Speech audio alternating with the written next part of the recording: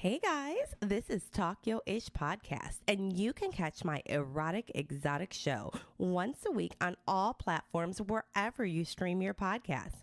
Now tune in to me, Tatiana, asking the adult stars and playmates all the hard questions. Ever wonder what a stripper does at the grocery store? Well, come find out on Tokyo-ish Podcast. That's Tokyo ISHH, if you dare. Toodles. Okay, everybody, we decided to take this week off, so here's one of our classic episodes. Hope you enjoy.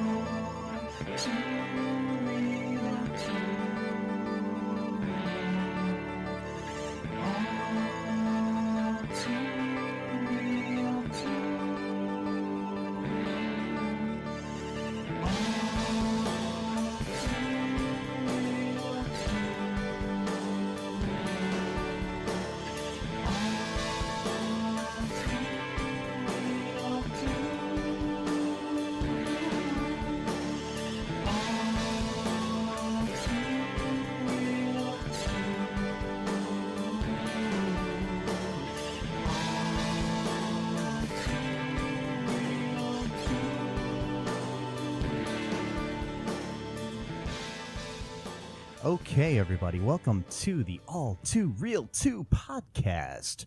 I am your host, Michael E. Cullen II, and with me, as always, is... Matthew Haas the first. Yes, the one. It's a new thing I'm doing lately. The only. Yeah. Matthew. Well, it's not the only, actually. There's a guy who runs a construction business who's named Matthew Haas, and there's also a pastor from Atlanta, Georgia. Okay. That I know of. Well, we're giving them some free advertisement right now. I talked to them once on AOL way back in the day when I was looking for people with my namesake. Anyway. So today on our show, we're covering something a little different here. We're wanting to dive into common misconceptions that people have about, history and religion and advertising and different things, just art and life in general.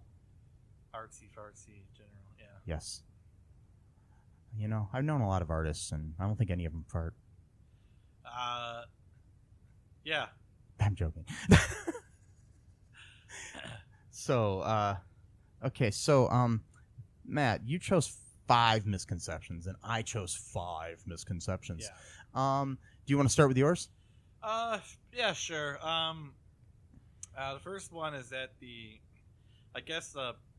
people in the history world, I wouldn't call it common. I guess it's a common misconception among people, history buffs, but is that the word idiot comes from a Greek word, and that basically, was like a insulting word, someone who's just like willfully ignorant or just someone who doesn't. Yeah, like the modern interpretation Yeah. of the word idiot, And like where they're stupid or whatever. It didn't actually mean that. It just meant someone that was not like a politician, someone who didn't work like in the actual political establishment. That's all it meant. And then it kind of went down the road, and then it meant someone who's not very knowledgeable about those kind of things, and then finally it became to be anyone that's just someone who's like, you're an idiot, but it didn't originally. It just meant someone that didn't work directly in that field, like they were like a shopkeeper or whatever, but they weren't like a senator or someone in the establishment. So basically, if you weren't in politics or in government or something like that, you were basically an idiot. Is that what it's saying? Like anything at all. Like if you like were a farmer. Or anything. If you're a poet or a musician, you were an idiot because you weren't part of that. Yeah, and then later on it was people who don't have because there's people like me and you who study stuff but were not directly involved in it. Yeah, those people were idiots too because they didn't have like a job or career in that type of thing. In this theory, then, like President Trump would not be an idiot. Unfortunately, yes. Okay, I'm just checking. Unfortunately, and he would make the cuts, and ancient Greece. Because he's a president, he would have been. He may have been called something else in ancient Greece, but yeah. But I don't think. But he would not be called an idiot. No, something may have happened to which him, he is often called today, Yeah. though. But yeah. in today's vernacular. Yeah. So. So maybe if somebody does call him an idiot, we're just saying that he should be a private citizen and not in government. Yeah, that's all we're trying to say. We're not trying to call him stupid. We're just saying, yeah, maybe. Anyways, let's not get political. Which is hard for me, but when we do this show, I'm very good at holding my tongue. But I just quote directly. Yeah, it's kind of weird when I see him holding his tongue. It's weird. It's hard. It's weird. I mean, it's hard for him to talk. I don't get it. I don't know how I do it. Yeah. I'll just quote directly from the Wikipedia for a second. It said, an idiot was simply a private citizen as opposed to a government official. Later, the word came to mean any sort of non-expert or layman. Then, someone uneducated or ignorant, and much later to mean stupid or mentally deficient. So it went through a long process of deterioration, basically. So in a way, people were stupid and misinterpreted the word idiot as meaning stupid. Exactly. Okay. I mean that. So they were kind of ignorant and they. Yeah. Okay. I mean, I guess that happens to a lot of words. Mm-hmm. People, they change the meaning to. Oh yeah. The word literally describes what they're doing, and then they change the meaning. Yeah. Well, yeah. I mean, there's a lot of words that change over time. I mean, it just depends. Yeah. And they'll mean something completely different. Right. And I guess it kind of makes sense because, you could sort of trace a sort of like elitism for how this word has changed meaning. Because if the word just originally meant someone who did not participate in civic life or who did not vote, and then it was simply a private citizen as opposed to a government official. So if the word changes meaning over time, then it almost suggests that that's kind of how they thought of those people, and then it just kind of slowly turned into So it was a dumbing down of the word. Yeah, but almost kind of means that they probably thought that they were kind of like ignorant and uneducated. Yeah. Even if they didn't say basically that. just trying to say the private citizen was like stupid in a way compared to like a senator or something. Yeah. And then it officially became that the official word meant that, but probably many centuries later. But so that's my first one. And so you got more here. What's your second one? The second one is another hit. I was like on a history kick here. So okay.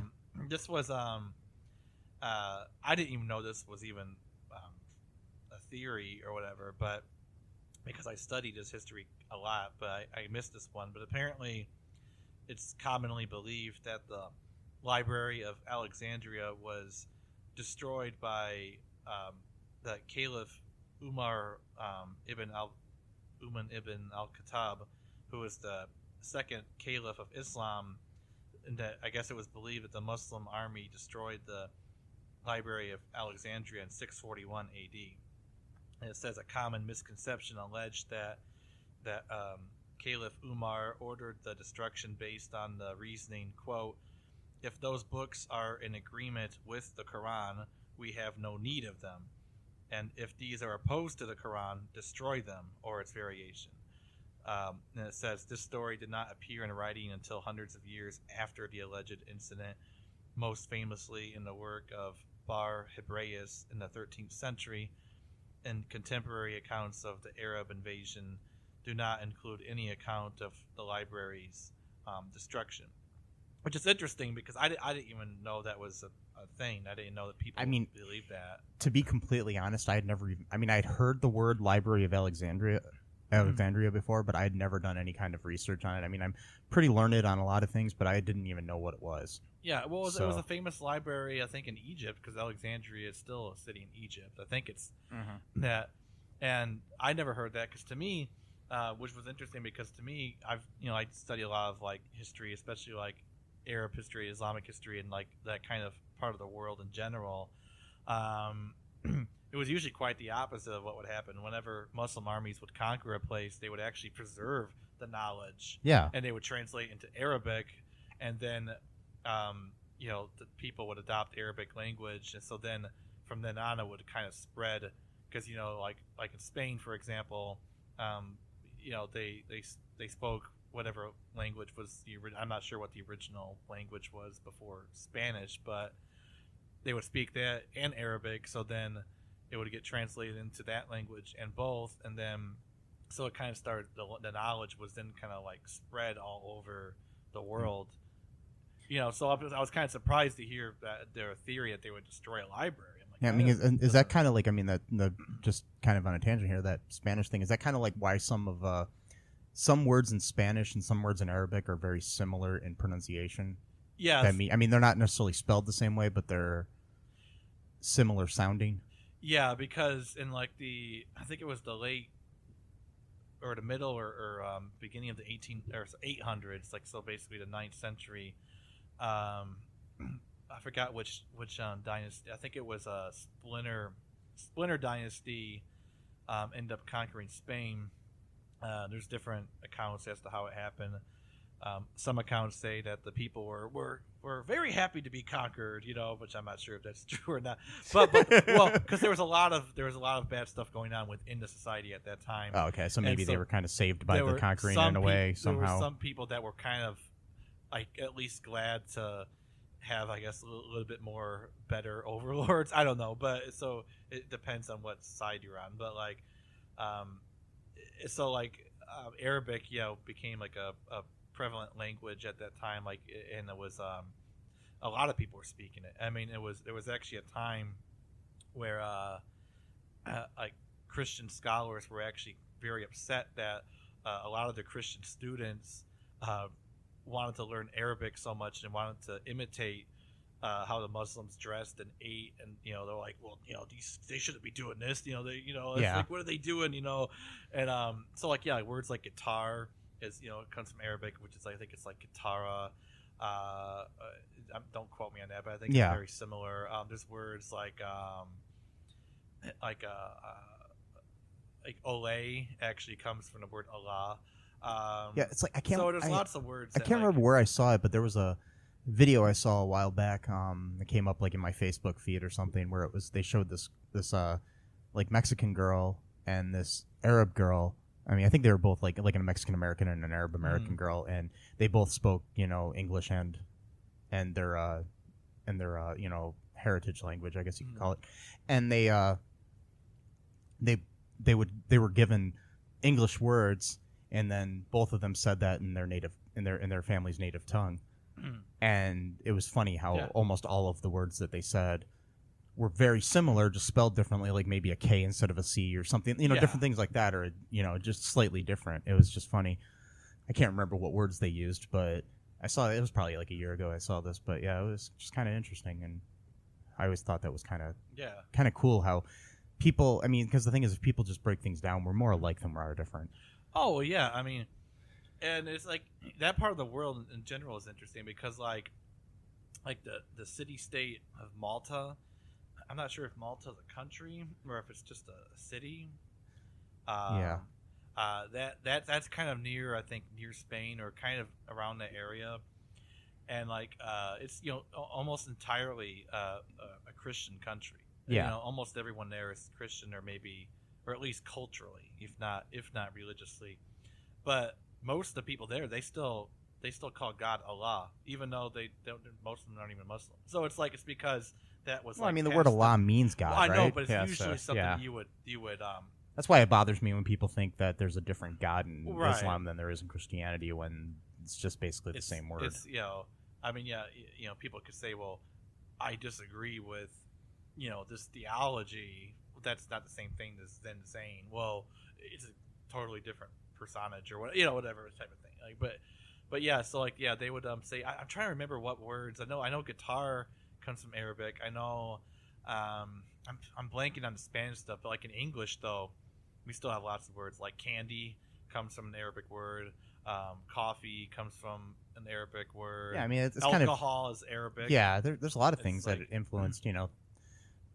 I mean, I think English has a lot of words in it that are from other languages. Yeah, anyways. Languages, sheriff comes from Arabic, from sharif, I think, and like I said, alcohol, because al means the, and kahal basically is like the inebriation. So basically, alcohol means the kahal, which is the substance that I think sugar. I'm kind of going on a weird tangent here. Yeah, Malta, by the way, I just looked it up just because I was curious. Is known as the Republic of Malta. Okay. It is a southern European island country consisting of archipelago and consisting of an archipelago in the Mediterranean Sea. Okay. Yeah. So I guess it's not that close to Spain. Oh, it's 80 kilometers south of Italy, 284 kilometers east of Tunisia. Okay. Yeah, and 333 kilometers north of Libya. Okay, so it's kind of like interesting, like it's really close to a lot of different places. That's cool. Mm-hmm. So anyway, that was the misconceptions because, say what you want about conquering armies. I mean, this is a part of history, unfortunately, where people conquer other people. But in the case of the Muslim armies, for the most part, they would actually preserve the knowledge, and they would translate it into Arabic or other, maybe Persian, because there was a few Persian dynasties that were really huge back in the day, and they would pretty much just learn and build upon that knowledge. Even stuff that they didn't really agree with, like because there was like some disagreements that some people would say, well, they should burn the books that talk about like polytheism or different gods or whatever. Say no, we'll just keep those two, just read them. And I mean, there were some fundamentalist groups that did though burn like stuff or get rid of like knowledge or whatever. But those groups didn't last that long because spoiler alerts, when you don't know things, you don't really tend to last very long. And then you become an idiot. We're starting to learn this. Yeah, we're starting to learn this now. Lack of knowledge isn't something to be proud of. Yes, by both of these like misconceptions right. We've learned. Yeah, yeah, that in the end you're just an idiot. Yeah, yeah. The new version of it. Speaking of idiots, your next one is another misconception by idiots. I'm joking. This one, I've heard this one so many times since I was Me a kid, too. And I believed it for so long. And Me too. I eventually went to research it a while back, but then I kind of forgot about it. But it's the idea that the Vikings discovered Iceland, and they named it Iceland to deter other people from settling in there because they didn't want to live on a country of ice. Yeah, but that was really lush and green. Yeah, I've always heard the thing is that they named Iceland and Greenland, even though it was more icy or something. But Greenland's got plenty of Greenland as well. Like if you see pictures of Greenland, there's plenty of Greenland. Yeah, and there's sheep, being raised, and it's not like it's just full of. It's not like it's like Antarctica exactly. or something. It's not. It's you can live. I mean, people live on Greenland, like for real. Like not just scientists. Like there's.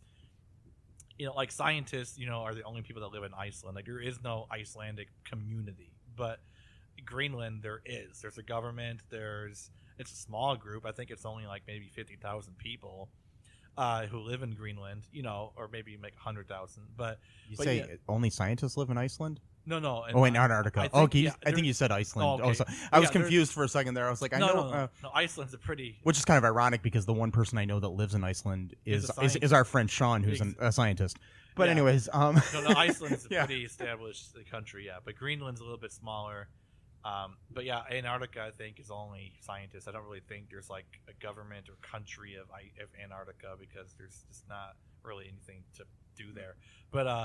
But yeah, so yeah, I remember that double thing of like, oh well, they said Iceland was Iceland and Green, so that way they would trick the people into going to Greenland, and then they'd be like, oh no, it's full of ice, but like that still like assumes that just because it's full of ice, that means they're stuck there, like they can't move. Like once they touch the ice, they're just like stuck in place. Like oh, those damn Vikings. But anyway, so once you land on some land, you're not allowed to leave it. Didn't you know that?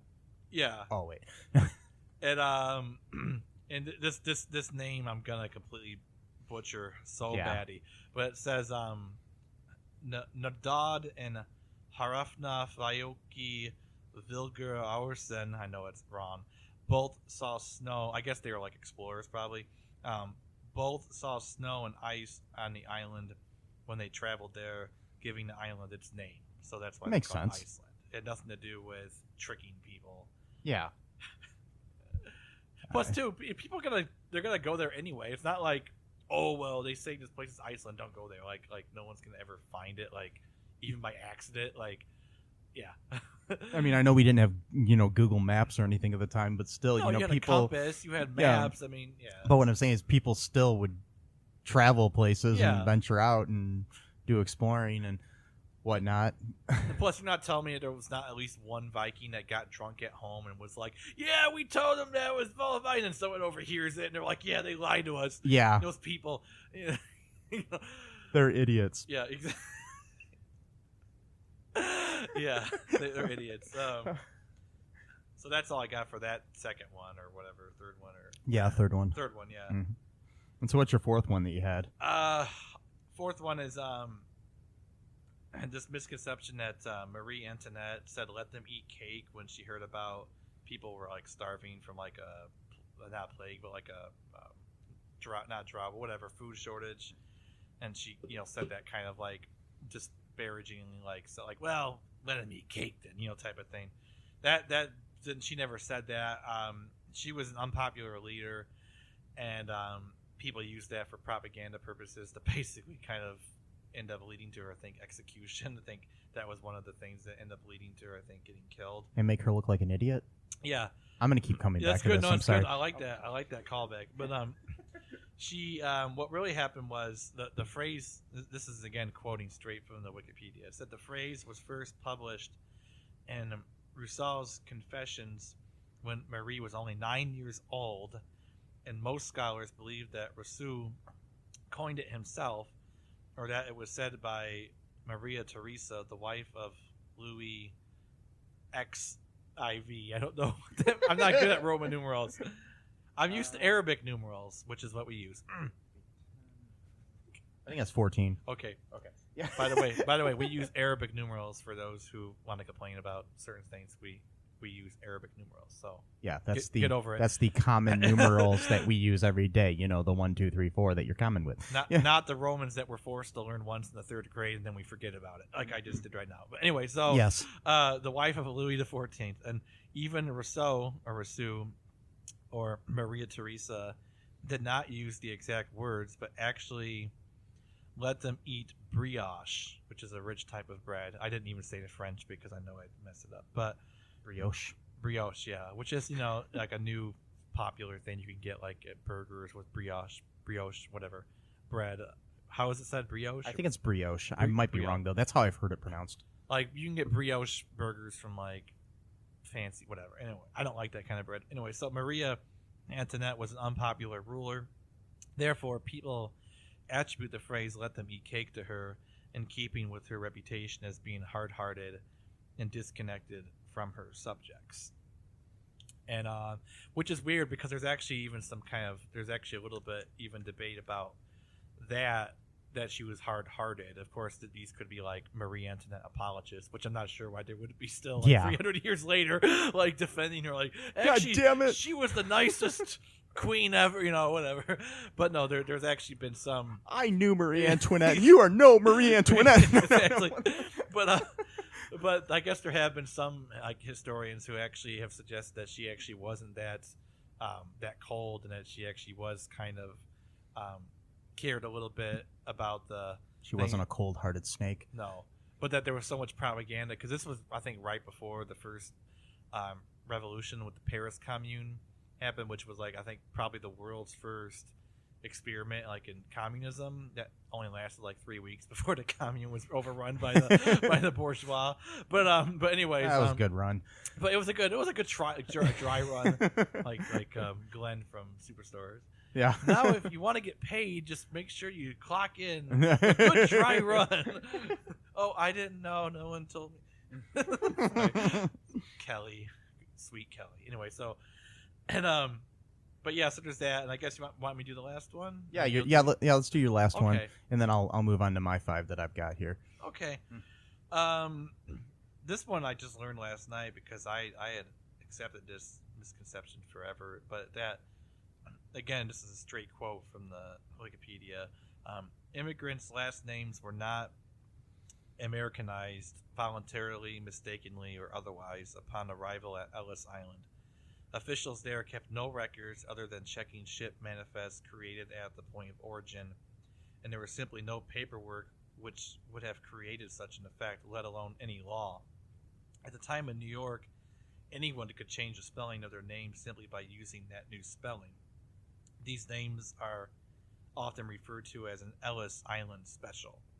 So basically, the idea that, they couldn't spell that name, so they just wrote it down whatever way they. Well, I think a lot of it. I think basically what happened was these people didn't want people to associate them with their native land or whatever, so they changed their names. They probably did it themselves. Yeah, I'm not 100% sure because I haven't had my genealogy done, but I'm pretty sure my last name of Cullen was originally O'Cullen. Right. And the O got dropped when they came to the States because it's just easier to say Cullen than O'Cullen. Well, and plus they there's didn't want to. Prejudice against Irish. Yeah, there was a lot of Irish prejudice, and there's a lot of Italian prejudice at the time. Right.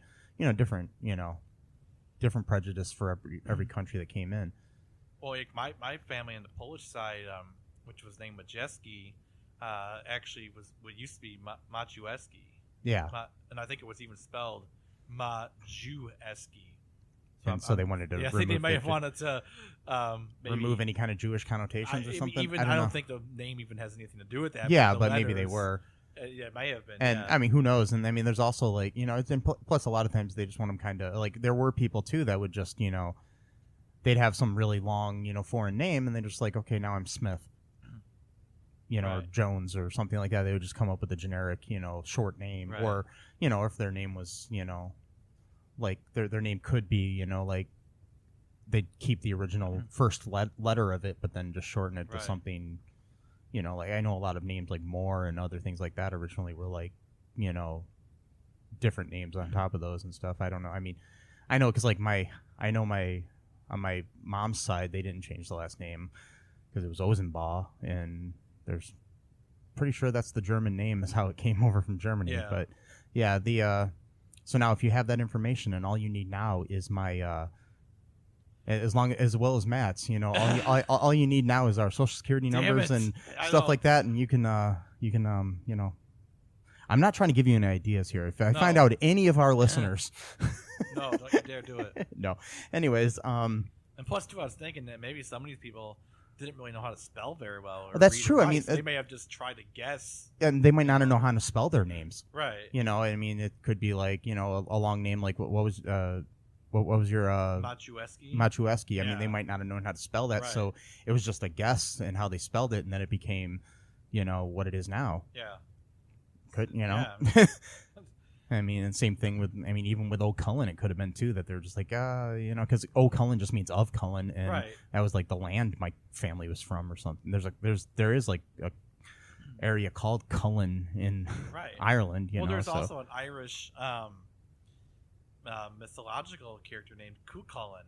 Yeah. Who was, I'm not sure if it's spelled the same way or not, but he was like a god or warrior type person, And as I did some research on the last name Cullen, which we're just going off on a tangent here, but I found out that my ancestors may have came from Germany and made their way to Ireland. Oh, the original one. Yeah, the Gaelic people that came there were actually a lot of the Gaelic people that settled in Ireland were originally from the area that is now Germany. A lot of people. Yeah, were. I mean, English people were originally came from Germany. Yeah, and Ireland's not too far from, right. And there are Cullens in Ireland, too. It's a pretty popular name, and I looked it up, the last name is pretty popular in England. I mean, it's most popular in the United States of all countries, more so than Ireland. Right. That's why they call it Anglo-Saxon, because Saxon is where Germany was. And then somehow the lady that wrote the Twilight books decided to steal my last name. Yeah, I know. I don't understand that. I'm not a vampire. But also, too, not just the last name, like names. Edward, my great grandfather was Edward Cullen, weird, and my grandfather was Emmett Cullen, which are both in those Twilight books. Yeah, strange. Stephanie Meyer. I don't know where she got it. If you're listening to this by any chance, Stephanie Meyer, please contact me, email me. My personal email address is mike@cullenpark.com. I'm pretty sure you know how to spell Cullen. And there we go. Okay. So that's all of my 5. Yeah. So the first one I had. It's a historical religious one sort of kind of thing. Okay, here we go. The historical Buddha was not obese, which, people have those chubby Buddhas or laughing Buddhas. That's a 10th century Chinese folk hero by the name of Budai, Budai. I think that's how you pronounce. In Chinese Buddhist culture, Budai came to be revered as an incarnation of Maitreya, Maitreya.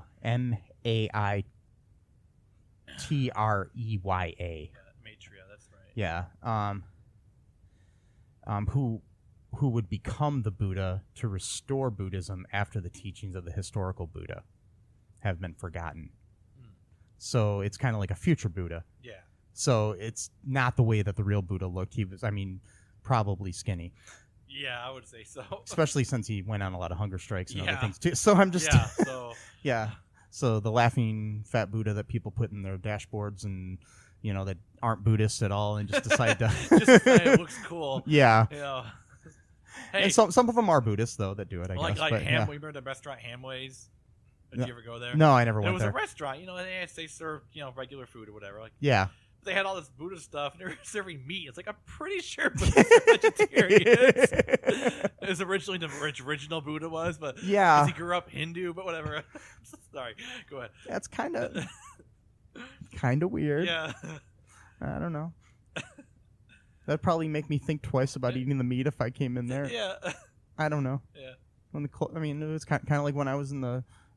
One of the things that made me stop eating red meat as much as I used to, because I don't eat it that often, and was when I was in the line of a Burger King right next to a farm where there were cows grazing while I'm in the drive-thru. That's so wrong. I'm looking over at this cow mooing, and I'm like, That's so sad. yeah, I'm gonna have some chicken nuggets. And Of course, what if you saw a chicken farm right across the street? God then damn maybe it. I wouldn't eat chicken.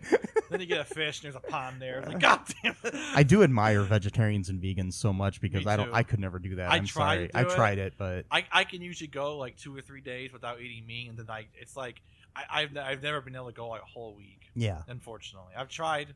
Maybe I'll get there someday. yeah, I can to. try. I did it for like a month or a month and a half wow. once, but I've never gone. yeah, that far. but they say things can become a habit after 20 some days, but it didn't. Well, they can, but you also have you to, can break them. You yeah, have to find good replacements too. You can't just abstain and then have nothing to. yeah, and this was like was like about 15 years ago too, and there still what I mean? wasn't. I mean, there's a lot better food now.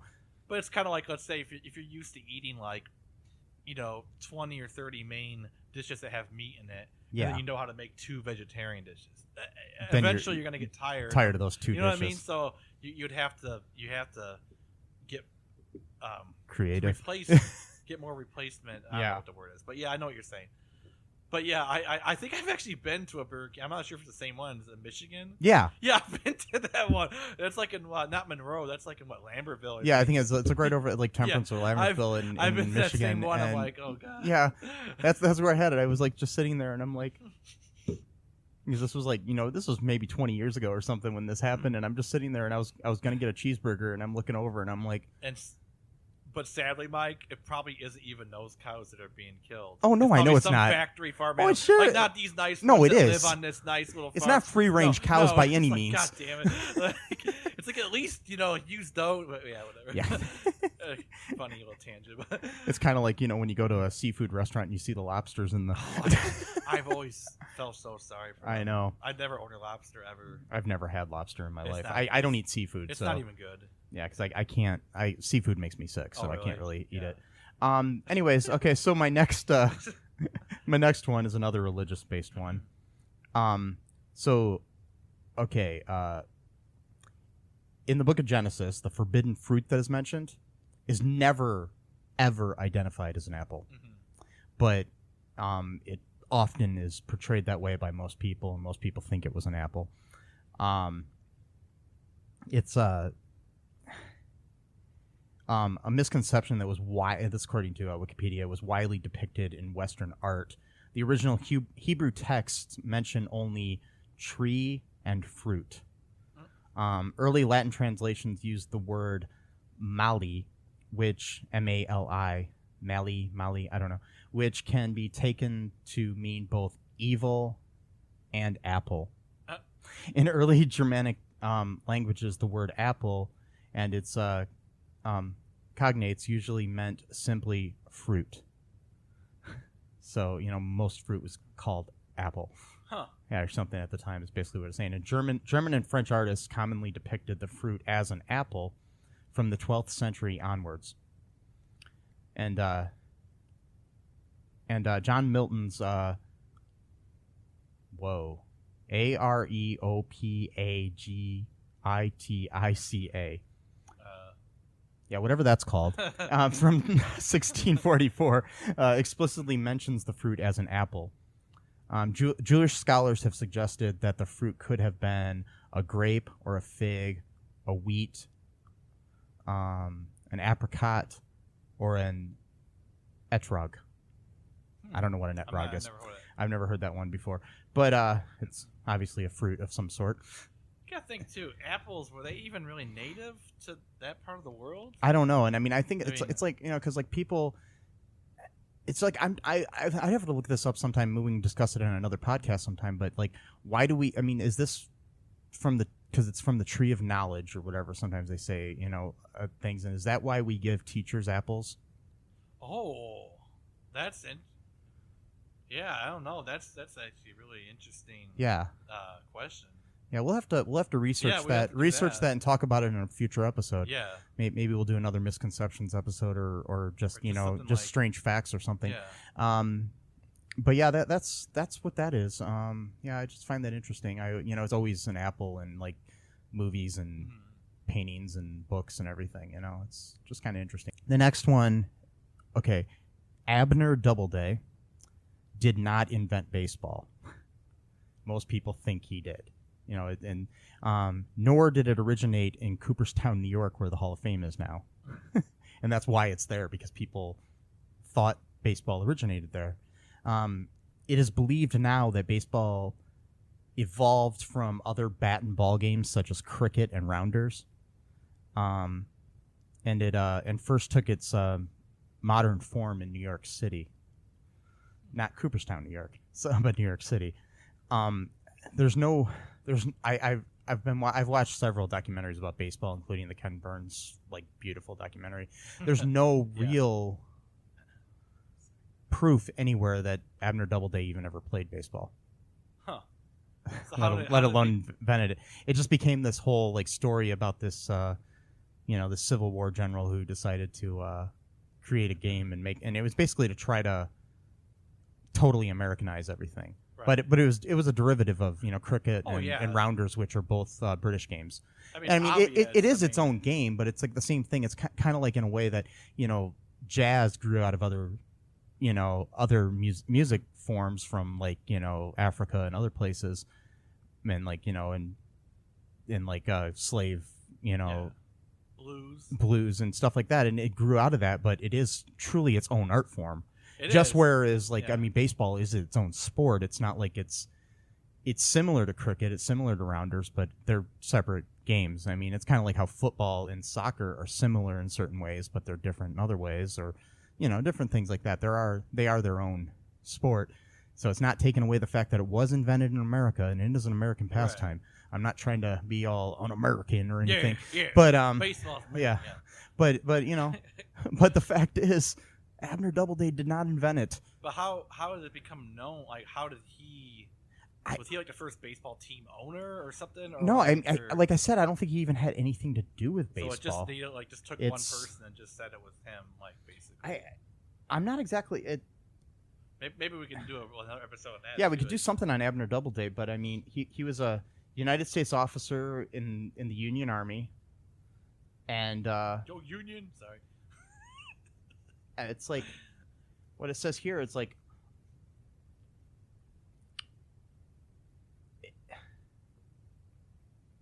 it's basically according to Wikipedia, although Doubleday achieved minor fame as a competent combat general with experience in many important Civil War battles, he is more widely known as the supposed inventor of the game of baseball.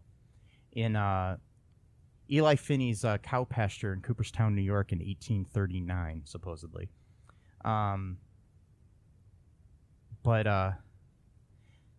Basically, we can go into it more some other time, but there is no proof that he was even there, let alone invented the game. Wow. Yeah, it's just, it became like a it became like a wives' tale sort of thing, like a story that was just told. It's kind of like Johnny Appleseed. He was a real guy, but the stories about Johnny Appleseed aren't necessarily the true stories of Johnny Appleseed. Right. Yeah, so, most people don't even know Johnny Appleseed was a real guy, but he was. So it's just, but it's kind of like in another way where this one, everybody knows that he was a real guy, but they're contributing things to him that didn't actually happen. Yeah. So, yeah, it's just kind of interesting, but we can go more into that some other time. This next one, which is funny because I was watching a documentary the other day that stated the exact opposite of what this says and perpetuated this long-held belief that is not true. Okay, the common image of Santa Claus or Father Christmas as a jolly old man in red robes was not created by the Coca-Cola Company. Even though I watched a documentary about Coca-Cola the other day that told me it was. It was created as an advertising gimmick. They did create not that character, but they used him as an advertising gimmick. I can't say gimmick. Woo.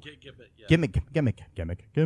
Anyways, despite being historically represented with different characteristics and different colors of robes, Santa Claus had already been taken in his modern popular culture, already taken his modern form in popular culture, and seen extensive use in other companies' advertisements and other mass media at the time. Coca-Cola began using his image in the 1930s. Prior to that, he was already used for years in the red and white outfit, being a jolly, but like if you look at like Father Christmas and stuff, he was skinnier, but then they just rounded him up, make him more like a, happy old elf, grandfatherly sort of character. Yeah. That's what they did. And that makes sense because, back then, being a bigger person, usually meant that you had lived a pretty comfortable life. Yeah. I mean, nowadays, obesity is usually caused by different And things. jolliness was always pretty much linked to being well fed and, right. So you figure, this person seems like he's got a good life, he's got food, he's got, hey, we should have a guy like that, give us presents. Mm-hmm. I mean, he seems like he's has enough as it is. He can spare some. And we can go into this more sometime. Maybe we'll do a Christmas episode where we talk about different Christmas things and stuff like that around December of one of these years. One of these years. Anyways, we're going a long haul on this podcast. Yeah. This is going to be a long project. So stay tuned. In 2024, we're going to do an episode about Christmas. Wait, no. If we're still alive, and the world hasn't turned into like a Shannara type, scenario. Yes. Where, But we'll still be podcasting regardless. We will be. Anyways, my last common misconception that I have here, sorry folks, was that Thomas Edison did not invent the light bulb. Ooh, shots fired. Yes. I know everybody wants to think, and this is another one of these, like, oh, it was an American inventor who invented the light bulb. Thomas Edison really didn't invent most. Thomas Edison. Yeah, he screwed over Tesla. He screwed over a bunch of Westinghouse. He screwed over a bunch of people and stole their inventions. And he basically he had his factory. Basically, Andy Warhol based his factory of painters, who he had people paint all of his paintings for him, on the idea of Edison's factory. Yeah. So basically, anybody that created something within this factory, Edison took credit for. However, this invention was not made in America. He did, however, though, we'll give him credit, develop, whether he did it himself or used one of his stooges to do it, the first practical light bulb in 1880, employing a carbonized bamboo filament. But shortly prior to that, Joseph Swan invented an even more efficient light bulb in who had invented this prior to that in the 1870s, but then went on into 1881 and improved on Edison's design, basically, and created a more efficient one using cellulose filament. And and Joseph Swan, I believe, was, I could be wrong here, I'm going to look him up really quick.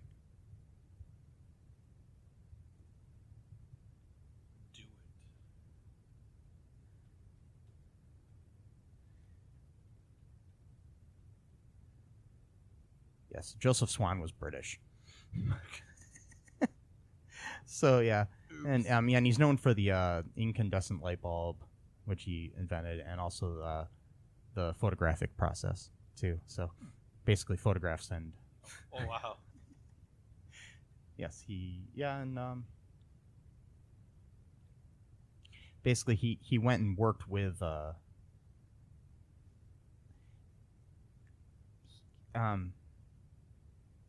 he worked with Edison in what is considered to be independent lines of inquiry. Swan's incandescent electric lamp was developed at the same time as Thomas Edison's, was working on same time as he was working on his incandescent lamp. With Swan's first successful lamp and Edison's lamp both patented in 1879, Edison's goal in developing his lamp was for it to be used as one part of a much larger system, a long life resistant lamp that could be connected in parallel to work economically with the large-scale electric lighting utility he was creating. This is all from Wikipedia, by the way. Swan's original lamp design, which, with its low resistance, the lamp can only be used in series, and short lifespan, was not suited for such an application. So then they actually joined forces and developed what is probably now the modern day light bulb that we knew growing up, but now we have different kinds of light bulbs because we have LED and compact fluorescent light bulbs and stuff. So yeah, but basically we owe Swan, not Edison. So maybe we should be paying our Swan bill instead of our Edison bill. Yeah. Anyways, but no, but I mean, whatever. So that's that story, and those were my 5, and those were your 5, and Actually, yeah, go ahead. well, I thought of another one Yeah, go ahead. as I was doing one of mine. Yeah, go ahead. Is it okay if I do it? Yeah, fine. All right, well, to video game fans, it's a common belief that the American NES game Super Mario Brothers Part 2 is based off of a Japanese game called Doki Doki Panic, Yes. which it is, but gets really strange. They released Super Mario Brothers 2 in Japan shortly after the first one, like a year later, and it was pretty much just like the first game, but a lot harder. So the people that were doing like the marketing in America said, well, that's not going to fly here in the States. It's too similar to the first game, and it's just extra hard. No one's going to really want to buy that. So we'll have to come up with a different thing. So at that time, so after they made the second one in Japan, people were kind of, the guy who was in charge of that was kind of just doing some ideas, coming up with concepts, and he pretty much came up with a concept that was very, very close to Doki Doki Panic, and he was just kind of fooling around. But then the person who made Doki Doki Panic basically got that idea from him, and then made Doki Doki Panic, and then from there they based that on Super. So in a way, Doki Doki Panic is actually sort of inspired by like I'm talking like a very basic prototype. I'm not even saying like, I don't even think the guy even built like a level yet. So it wasn't like Doki Doki. It wasn't like he already come up with a game and then Doki Doki Panic came out. It was a very basic thing, but and I don't remember the names of these guys or whatever. So I'm kind of just spitballing here. But so in a way, folks, make sure you read about it and find out for yourself, because reading is fun to know. Reading is fun, and I'm trying to remember. So basically, So in a way, I try to follow this train of logic here. Super Mario Brothers 2, the American version, is based off of Doki Doki Panic, a Japanese game. But the Japanese game Doki Doki Panic was somewhat inspired by a very, very early prototype of a American version of Mario 2 that was not really in the works yet. And then from there, they just decided, well, hey, we'll just take the game Doki Doki Panic and we'll just change the characters. We'll replace all the character sprites and different characters. And if you play, and I still want to buy a Famicom, like the Japanese Nintendo, but yeah, I don't really want to spend the money on it. But I kind of want to get clones now that you can play. Yeah, things but on. I like to have the original. I might get it one day. One day when this podcast takes off and we're making lots of money, I might treat myself to a family. If you have one extra one laying around, yeah, you want to send it to Matt, send just contact us at All2ReelToo at gmail.com. Yeah, and then I'll play it and I'll review some games. And yeah. Maybe we'll do. But anyway, I would like to play Doki Doki Panic because although it is very similar to Super Mario Brothers 2 for America, there is a little bit of difference here. Like some of it's good, some of it's bad. Like for example, the waterfalls are like atrocious to watch, and Doki Doki Panic give you a seizure. Yeah, I was gonna say I've seen them there. They look like they're kind of like I don't know, seizure inducing. Yeah, it's horrible. But like the music sometimes is a little bit better. The gameplay is pretty much the same. Like even some of the characters are the same. Like a princess character, that's how they got the idea. They go, oh well, we'll just have Princess Peach be one of the main characters of Super I think Mario the characters 2. in the original were like a family. It was a family, yeah. Mm-hmm. And so I thought of that, and I kind of like, I always want to talk about Doki Doki Panic for some reason. Maybe we'll do an episode on like the history of Nintendo or something. Oh, That'd be cool. I would love that so much. Yeah. If you want to start researching that, Matt, I would love to do that and talk to you about it. Yeah. The other one, another one that's a common misconception that popped in my head too, that I've read about several times and seen elsewhere, and many people have corrected this misconception over the years, but in case you've never heard it, most people think that Napoleon was short. Yeah. He was 5'2" in French inches at the time, which were different than our modern inches. He was probably about 5'7", so he was actually taller than me. He's like an average I'm short, height. but at the time it was average height because men did not grow. I mean, like, he was at the low end probably of average height at the time. But most French men were like about that size. But he never did himself any favors because he always rode a big horse. And he always surrounded himself with tall soldiers. So he was always shorter than them. Yeah, so in the paintings and stuff of him, that's how he looked. Okay. And so, and plus to his enemies when coming at them, he was shorter than everybody surrounding him. So it's kind of the opposite effect of like where in movies people like Tom Cruise stand on crates and make themselves taller so they don't look shorter than their female co-stars. God. Anyways, That's sad. Maybe they should cast Tom Cruise as Napoleon in a movie. Don't feed his ego anymore. Yeah. and I'm sure if Stanley Kubrick would have lived to make his Napoleon movie he was trying to make for years, he may have cast Tom Cruise because they did work together in Eyes Wide Shut. Oh wow. But anyways, if you have any common misconceptions you'd like to share with us or anything, you can feel free to email us at all2reeltoo at gmail.com. Check us out on social media and all that good stuff. But for now, I think that's all we got. Is that true, Matt, or is that a misconception? No, that's true. Okay. That one's right. Okay. Bye-bye, everybody. Bye. Thanks for listening to All2ReelToo podcast, a Cullen Park production. Produced and edited by Michael E. Cullen II. Music by Matthew Hawes. Subscribe and share the show. Visit us at cullenpark.com.